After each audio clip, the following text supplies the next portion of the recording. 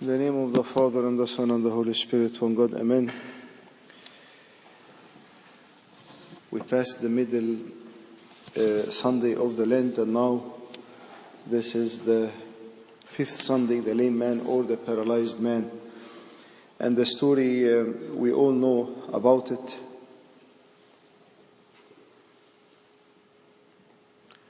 But I have a question for you. What is the first thing that comes to your mind when you remember the story of the guy, 38, paralyzed on the pool?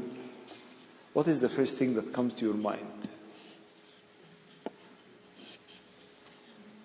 أنا مش سامع.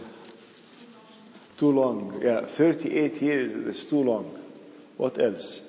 What do you think of the person, the guy himself? Good. Homeless, yeah.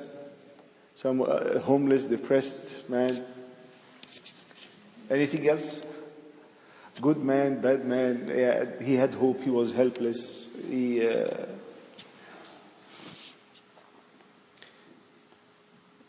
But do you judge this man? Because the Lord told him in the end, sin no more. Otherwise it will be worse to you. Ever thought of judging him?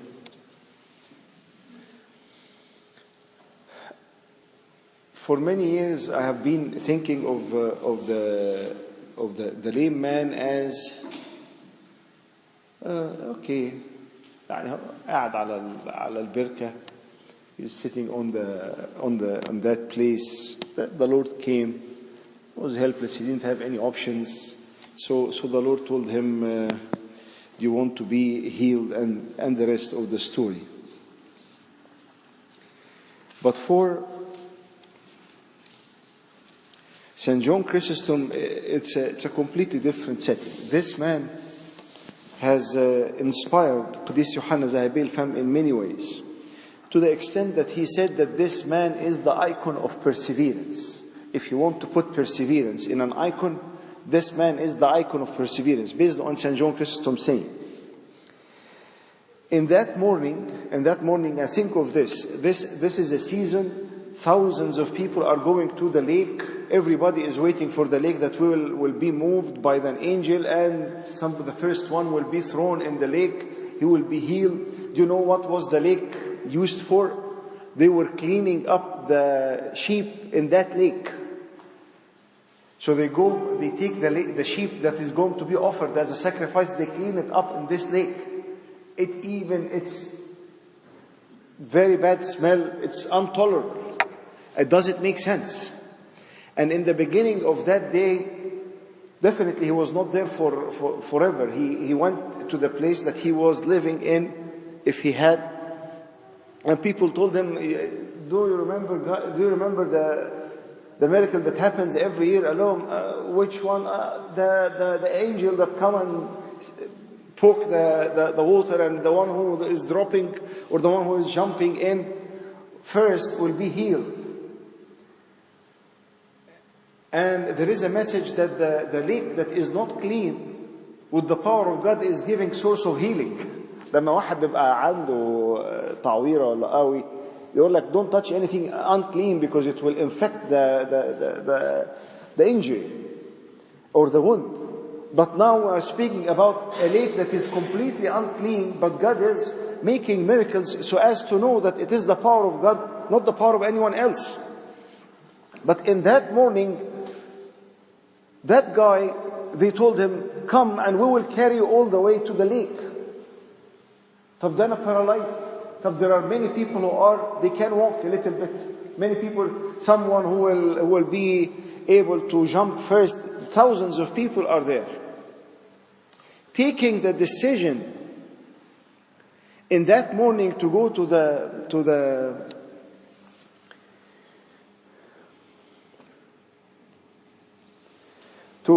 lake,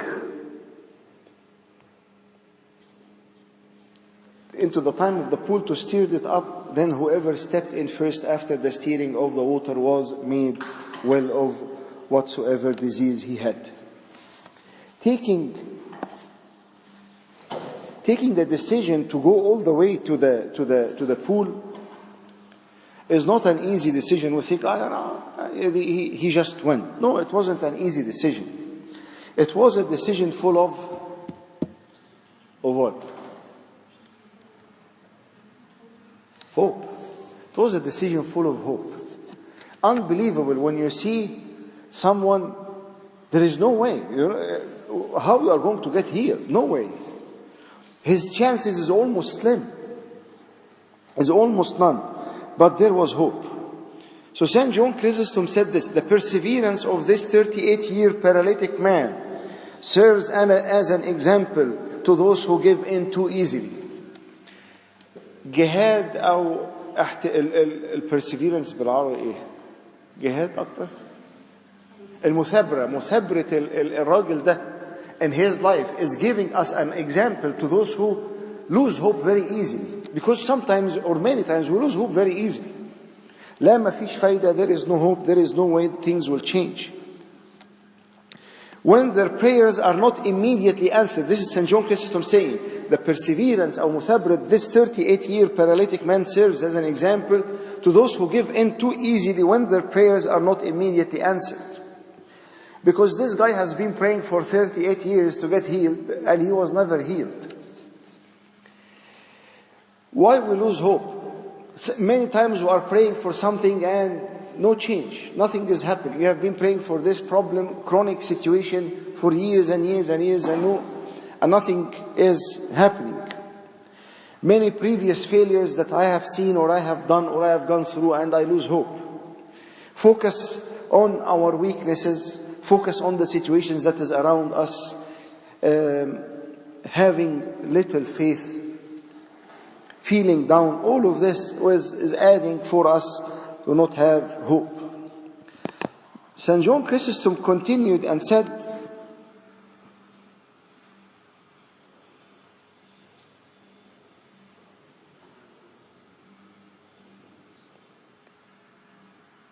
he's speaking on behalf of the paralyzed man. Consider how alert the other sick people there would be, since no one knew for sure when the waters will be troubled. The كل واحد قاعد very anxious. أي حركة في المية, they will jump. Everybody will jump. Consider how alert the other sick people, since no one knew when the water will be troubled. The lame and the limping could observe it, but how would a blind man? Maybe he learned it from a clamor that arose. Let us be ashamed then, beloved. This is St. John Chrysostom is saying. Let us be then ashamed, beloved. Let us be ashamed and groan over our excessive laziness. Because he would have said, I'm paralyzed anyway. What can I do? But St. John Chrysostom pointed two things. The first, his hope. Three things. Hope, perseverance, and he was not lazy. That man had been waiting 38 years without obtaining what he desired, and he still did not withdraw. And he failed, not through any carelessness of his own, but through being oppressed and suffering violence from others, and he still did not give up. When the Lord told him, do you want to be healed? He told him, I have no one, I have no man to help me out. I don't have anyone there for me to help me out. And how many people around us, and sometimes within the family, they don't have anyone for them to help them. We might persist in prayer for something for 10 days or so, but if we have not obtained it, we are too lazy afterwards to employ the same energy. St. John Chrysostom is saying, نفضل نصلي for a problem, couple of days, then we are too lazy to pray again because we say, no, خلاص بقى, nothing is going to happen. And yet, we will wait forever on our fellow human beings, fighting and enduring hardship, performing labors for the chance of something that in the end fails to meet our expectation. But when it comes to our Master, he is speaking, if you are waiting for your friends to do something for you, had the going master to bring you something, you keep waiting for the person to come. You don't lose hope. But in prayers, you lose hope. So St. John Chrysostom is saying, the reason for this is that we are lazy, that we don't pray more. For if we receive nothing from him, isn't the very fact that we are able to converse with him continually the cause of 10,000 blessing? For even if we receive nothing from him, احنا واقفين قدام ربنا, you are standing in the liturgy, you are asking and you are praying for something, and no answer of your prayers is given. So even if we receive nothing from him, St. John Chrysostom is saying, isn't the very fact that we are able to converse, to communicate with God, with him continually, is the cause of 10,000 blessings. It is a cause of a huge amount of blessing in our life. So, what shall we do? 3 things. First, do not lose heart. Continue praying. It is of extreme importance for us that the devil will throw the idea, you know what, it's a waste of time. Praying, انت بقالك بتصلي for this problem for how many years? It's a waste of time. Don't pray anymore. Just relax. Do not lose heart. Continue praying. Because standing in front of God is more precious than what you are asking for. Do not lose heart and learn from this. 38 years that have all Saint Monica prayed 20 years for the salvation of Augustine. The 38 years has been praying. But I will tell you a story of a guy whose father-in-law was an atheist. He is Christian, his wife is Christian, all the family are Christian, but his father-in-law is atheist. He's very, very stubborn, very, very powerful personality. Everyone around him became Christian, and they have been praying for this guy for 49 years. 49 years. He had a stroke. This is a true story. He had a stroke. He entered the hospital. He returned back after the stroke. And this guy went to his father-in-law in his room. He was 89 years old. 89 years old. That stubborn. And he told him, look, let me tell you the bottom line of it. Even if you don't believe, but we are very, very upset that all of us believed and we have a place in heaven, and you will not be there with us. And we are praying for the past 49 years for you, that you will accept God and live a righteous life. After 2.5 hours, he told him, yes, okay, I believe. And he got a stroke right after, and he passed away afterwards. 49 years praying, 49 years. ده احنا 49 minutes. ده أنا خلاص ربنا مش عاوز بقى هنعمل ايه. Do not lose heart, continue praying. The first thing, do not lose heart. The second point, prayer is more important than your request. Prayer in itself is more important than the request that you are requesting. Think of this. I go home, every time I'm bringing the kids candy, and all the kids are coming, Dad, where is the candy, where is the candy? فأنا one day قلت لهم مفيش candy. أقوم كده. وthey U-turn, they left because there is no candy. So I told them, okay, I have something for you, but come. But what do you have? What do you have left? I'm not giving you anything. طب are you not, don't you miss me? Oh, I miss you, Daddy. طب give me a hug, give me a kiss. And then communication, then something is happening. Then in the end, I gave them the candy. So sometimes God is doing this with us. It is not because we are focusing on the candy that is in the hands of God, which is the acceptance of our prayers. فين؟ ما جبتش؟ اديني. ازاي؟ How many times I'm praying? Nothing is happening. So God is telling you, no. Come to me. Let us have a conversation together. So, and that's what St. John Chrysostom said. Your prayer, you standing in front of God is much more precious than whatever request they are asking for. And always honor God and tell Him, my time with you is more precious than the request. If you want to grant it for me, good for me. If you're not, it is also good for me that I'm standing in front of you. Last thing, so do not lose heart, continue praying. don't stop at St. Monica 20 years. ولا عند lame man 38 years. The 49 years, this is the maximum that I have heard till now. At least this is my my 2 cents to you. I haven't seen more than this or heard. Yeah. Number 2, my prayer is more important than my request. My prayer is more important than my request. Last thing is be there for those who has no one.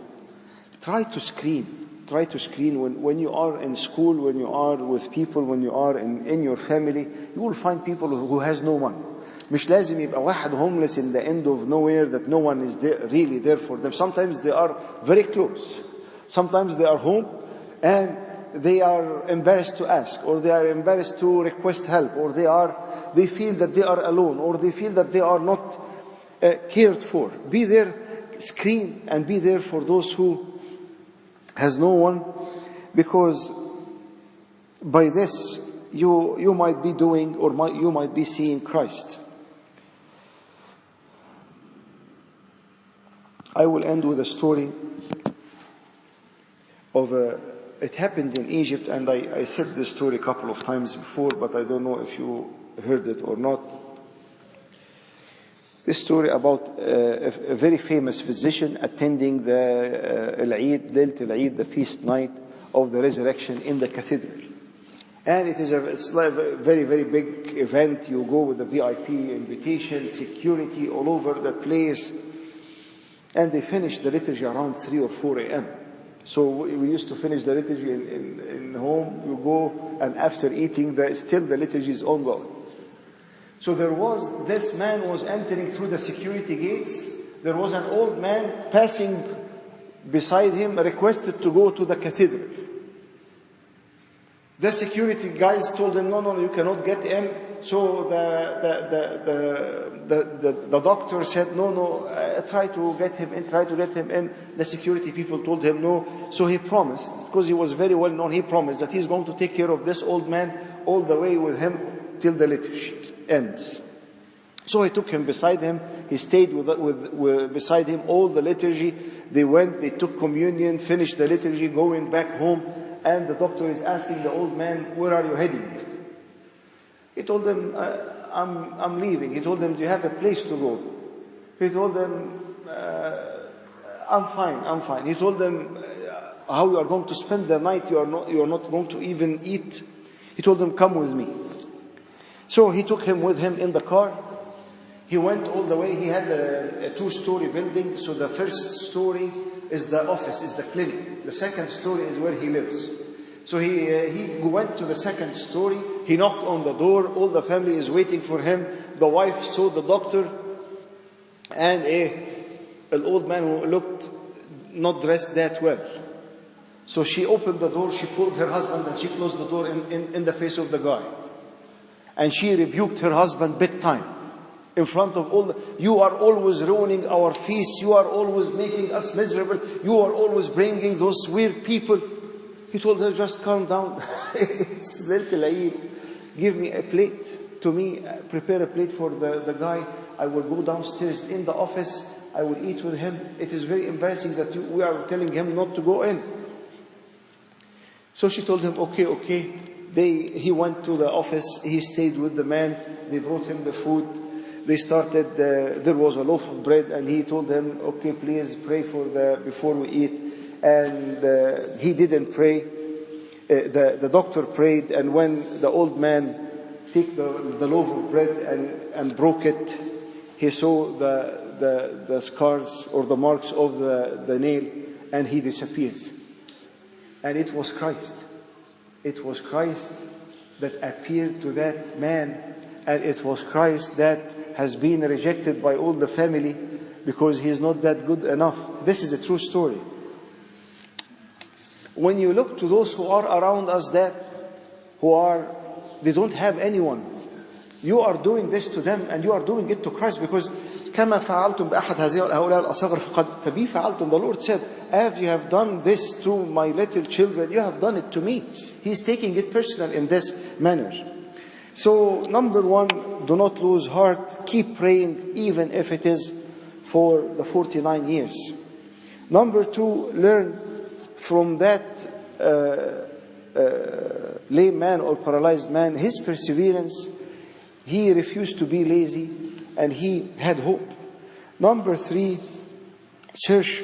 Your prayers is more important than your prayers, and your relationship with God is more important than the request that you are praying for. And the last thing, search for the people who have no one. You might be helping out someone who is really Christ, to whom is the glory forever and ever. Amen.